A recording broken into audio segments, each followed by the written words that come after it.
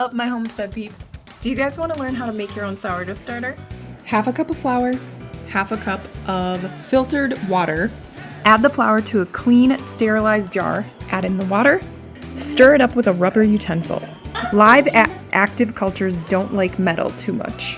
You want it to be somewhat liquidy, but not super liquidy.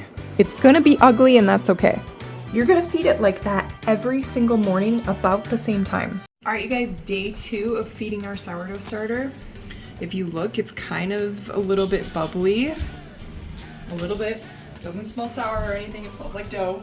And so now we're gonna add the same amount of, which I don't have a funnel this time, so that's why we're doing it over the sink. It's gonna be messy. The same amount of flour.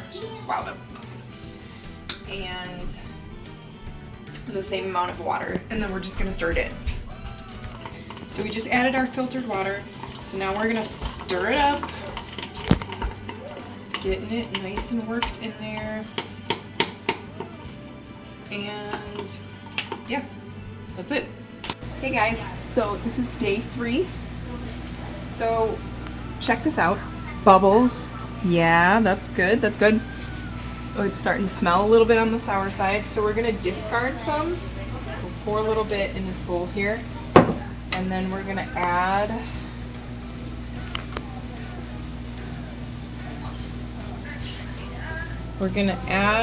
our flour for today.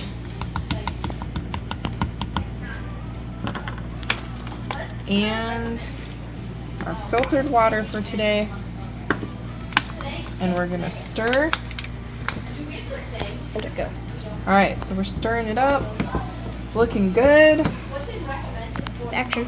So that's day 3. Day 4 of feeding our sourdough starter. We already discarded some. Starting to look a little bit bubbly, but don't get discouraged. It's getting there. Day 5, just fed it.